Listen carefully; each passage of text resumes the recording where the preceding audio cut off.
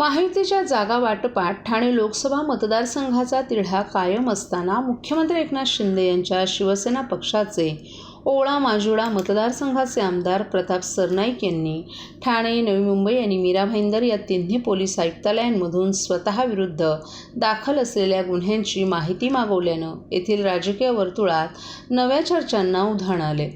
आपणास लोकसभा निवडणूक लढवायची असल्यानं त्यासाठी ही माहिती प्रतिज्ञापत्रात नमूद करणं महत्त्वाचं असल्याचं सरनाईक यांनी या पत्रात म्हटलं आहे.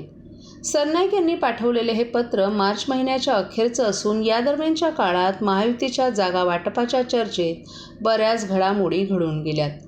कल्याण लोकसभा मतदारसंघातून मुख्यमंत्र्यांचे खासदार पुत्र डॉ. श्रीकांत शिंदे यांची उमेदवारी जाहीर करून उपमुख्यमंत्री देवेंद्र फडणवीस यांनी शिंदे सेनेपुढील ठाण्याचा संभ्रम वाढवल्याची चर्चा होती. ठाणे लोकसभा मतदारसंघ कोणत्याही परिस्थितीत शिवसेनेला मिळायला हवा आणि या मतदारसंघातून भाजप नेते गणेश नाईक यांच्या कुटुंबियांपैकी कोणालाही उमेदवारी देऊ नका अशी आक्रमक भूमिका मुख्यमंत्र्यांच्या निकटवर्तीयांनी घेतली होती. त्यामुळे ठाणे लोकसभा मतदारसंघाचा तिढा वाढल्याची चर्चा आहे. या पार्श्वभूमीवर आमदार प्रताप सरनाईक यांनी ठाणे, मीरा भाईंदर आणि नवी मुंबई पोलिसांना पत्र पाठवून स्वतःविरुद्ध दाखल असलेल्या गुन्ह्यांची माहिती मागवल्यानं अनेकांच्या भुवया उंचावल्यात.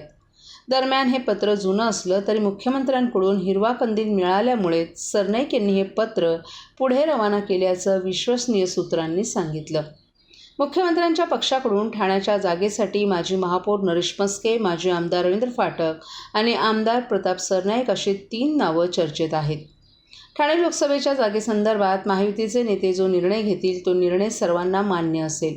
मुख्यमंत्री एकनाथ शिंदे यांचे आदेश मिळाल्यास निवडणूक रिंगणात उतरताना कागदपत्रांची जुळवाजुळव करताना घाई होऊ नये यासाठी मार्च महिन्याच्या अखेरीस आपण ही माहिती मागवल्याचं सरनाईक यांनी म्हटलं होतं.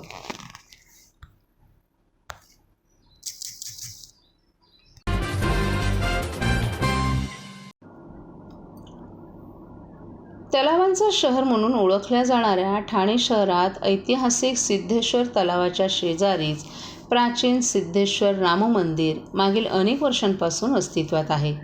आज रामनवमीनिमित्त सिद्धेश्वर राम मंदिरात राम जन्मोत्सव मोठ्या थाटामाटात साजरा करण्यात आला होता. रामनवमीनिमित्त मंदिर विविध फुलांनी आकर्षक सजवण्यात आलं होतं. दरम्यान कीर्तनाच्या माध्यमातून प्रबोधनासोबतच प्रभू श्रीरामाचा पाळणा झुलवत यावेळी रामनवमी उत्साहात साजरी करण्यात आली. रामनवमीनिमित्त मंदिरात आज विविध धार्मिक उपक्रमांचंही आयोजन करण्यात आलं होतं. दर्शनासाठी भाविकांनी एकच गर्दी केली होती.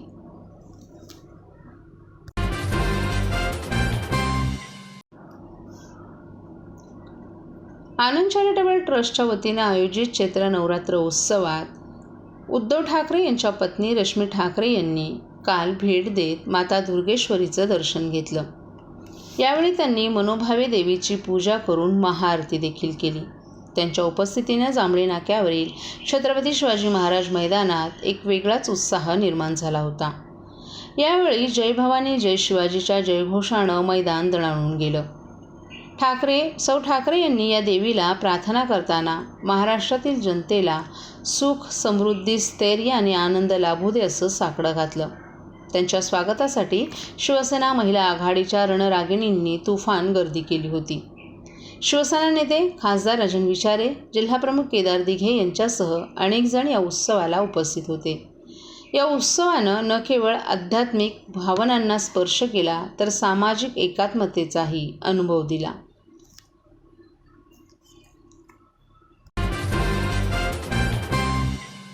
सर्व नागरिकांना आवाहन करण्यात येत आहे की सध्या डासांमार्फत पसरणाऱ्या डेंग्यू या आजाराचा प्रसार रोखण्यासाठी प्रत्येकाने पुढीलप्रमाणे कार्यवाही करावी. डेंग्यू आजार एडिस इजिप्ती हा डास चावल्याने होतो. या डासांची पैदास साचलेल्या किंवा साचवलेल्या स्वच्छ पाण्यामध्ये होते. 8 दिवसांपेक्षा जास्त दिवस पाणी उघडे व साचून राहिल्यास त्यात डास अंडी घालतात. अंड्यांच्या अळ्या तयार होऊन पुढे डास तयार होतात. यासाठी आपल्या घरातील पाणीसाठे उदाहरणार्थ बॅरल्स, पिंपे, टाक्या, हौद, रांजणे इत्यादी दर आठवड्याला रिकामे करून घासून पुसून कोरडे करून पुन्हा भरावे. एक दिवस कोरडा दिवस म्हणून पाळावा.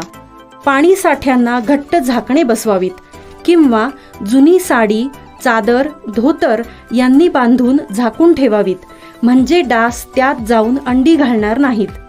घराच्या गच्चीवर, आजूबाजूला, अंगणात कोठेही पाणी साचू देऊ नये. भंगार सामान उघड्यावर टाकू नये. उदाहरणार्थ टायर्स, प्लास्टिक सामान, कुंड्या, टाकाऊ वस्तू इत्यादी. अशा सामानात पावसाचे पाणी साठून त्यात डेंग्यूच्या डासांची पैदास होते. घरातील कूलर्स, फ्रीजच्या पाठीमागील ट्रे हे देखील वेळोवेळी कोरडे करावेत. लक्षात ठेवा, नुसत्या फवारणीने डास घनता कमी होत नाही, तर त्यासाठी डास पैदास ठिकाणे नष्ट करणे ही आपल्या सर्वांची जबाबदारी आहे. कोणताही ताप अंगावर न काढता जवळच्या शासकीय रुग्णालयात मोफत औषधोपचार घ्या. अशा प्रकारे नागरिकांनी सहकार्य केल्यास डेंग्यूचा प्रसार रोखणे सहज शक्य आहे.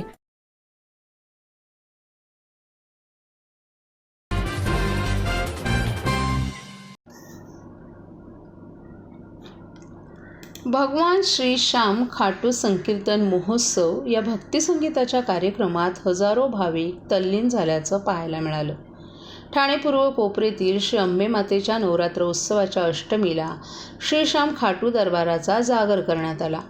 प्रारंभी माजी स्थायी समिती सभापती राम रेपाळे यांच्या हस्ते देवीची पूजा आरती करून होम आणि कुमारिका पूजन करण्यात आलं. यावेळी मुख्यमंत्री एकनाथ शिंदे यांचे वडील संभाजी शिंदे, मुख्यमंत्र्यांच्या पत्नी लता शिंदे, सून वृषाली शिंदे आदीही उपस्थित होते. तर माजी महापौर नरेश मस्के, माजी खासदार आनंद परांजपे, माजी नगरसेवक प्रकाश शिंदे, राजस्थान प्रगती मंडळाचे राकेश मोदी, हनुमंत जगदाळे, मालती पाटील, जयप्रकाश कोटवानी, मनीषा कोंडुस्कर आदींसह विविध क्षेत्रातील मान्यवरांनीही उपस्थित राहून देवीचं दर्शन घेतलं. मुख्यमंत्री एकनाथ शिंदे यांच्या पुढाकारानं कोपरीतील संत तुकाराम मैदानात धर्मवीर आनंद दिघे प्रतिष्ठानच्या वतीनं 18 एप्रिल दरम्यान 9 दिवस चैत्र नवरात्र उत्सवामध्ये नवकुंडात्मक सहस्रचंडी महायाग सुरू आहे. या निमित्तानं महाभारताच्या काळानंतर कृष्णाचा अवतार म्हणून भगवान श्री श्याम खाटू यांची पूजा केली जाते. राजस्थानातील सीकर जिल्ह्यातील खाटू दरबाराला धार्मिक वर्तुळात महत्त्वपूर्ण असं स्थान आहे. भगवान श्री श्याम खाटू यांचा जागर करण्यासाठी अष्टमीला राजस्थान प्रगती मंडळाच्या वतीनं साकेत, बरोलिया आणि यश बियाला यांचा श्री श्याम संकीर्तन कार्यक्रम आयोजित करण्यात आला होता. या सोहळ्याला भाविकांचा उत्स्फूर्त प्रतिसाद लाभला. यावेळी गायकांनी अनेक प्रसिद्ध भजने गात भगवान खाटूंचं स्मरण केलं. या भजनांमध्ये शेकडो भाविक तल्लीन झाले होते. खाटू भगवान बरोबरच प्रभू श्रीराम, श्रीकृष्ण आणि श्री हनुमानाची श्रुश्राव्य भजनं सादर करण्यात आली. या भजनांच्या ठेक्यात भाविकांनी नृत्य करत खाटू महाराजांचा जय जयकार केला.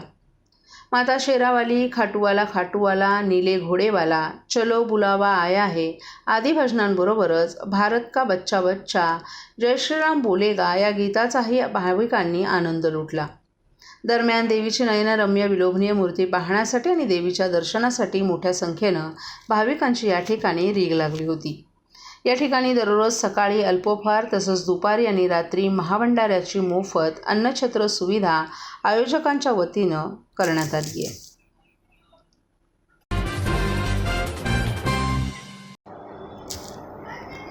नोकरीसाठी महाराष्ट्रातील मुलांना आता गुजरातला जावं लागेल. राष्ट्रवादीचे आमदार जितेंद्र आव्हाड यांची मोदी सरकारवर टीका. रोजगार देणाऱ्या कंपन्या गुजरातला जातात तर मराठी मुलांना रोजगार मिळणार कुठून? आता आपल्या मुलांना नोकरीसाठी महाराष्ट्र सोडून गुजरातला जावं लागेल अशी टीका राष्ट्रवादी शरद पवार पक्षाचे आमदार डॉक्टर जितेंद्र आव्हाड यांनी केली आहे. भारतात 83% लोक बेरोजगार आहेत. भारताचा विकास दर 4पेक्षा खाली जाईल आणि तो गेला तर आपली परिस्थिती देखील पाकिस्तान आणि श्रीलंकेपेक्षा वाईटच असेल असंही त्यांनी सांगितलं.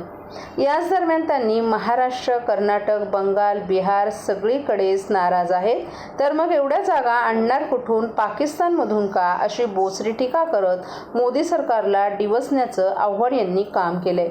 तर गारपीटनंतर शरद पवार एकटेच शेतकऱ्यांसाठी धावून जातात, बाकी सगळेच जण राजकारण करतात असंही त्यांनी सांगितलं. ठाण्यात काल प्रसारमाध्यमांशी बोलताना आव्हाड यांनी केंद्र आणि राज्य सरकारवर टीका केली. यावेळी त्यांनी निवडणुकीच्या आधी अनेक रोजगार मेळावे लागतात, ऑन ट्रेनी आणि अप्रेंटिसमध्ये तुम्हाला नोकरी मिळू शकत नाही असं सांगितलं जातं. यावरून लोकांना वेडं बनवणं हेच यांचं काम असल्याचं दिसत असल्याची टीकाही त्यांनी केली आहे. तसंच पहिल्यांदा निवडून आल्यानंतर लोकांना आशा दाखवल्या, त्याचं काय झालं ते सांगा, तर 10 वर्षात दिलेली वचनं किती पूर्ण केली ते सांगा, असा सवाल यावेळी आव्हाड यांनी उपस्थित केला.